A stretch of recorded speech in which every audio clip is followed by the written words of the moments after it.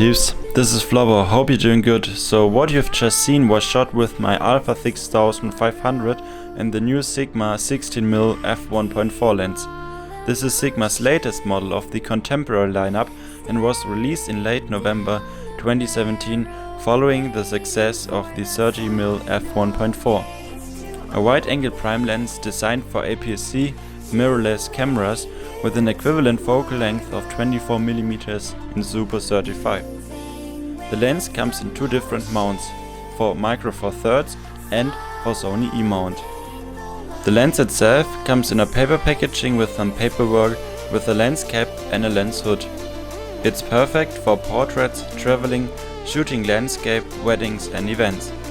Excelling low-light conditions is no problem for the Sigma as there is a fast stop.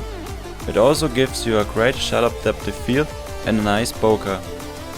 Additionally, it is weather sealed, so there are no restrictions in terms of weather conditions. All in all, it suits both still photography as well as video applications. When shooting video, the autofocus performs very well. The only thing you barely notice is the stepping motor when you're recording sound from your camera and you're not right in front of it.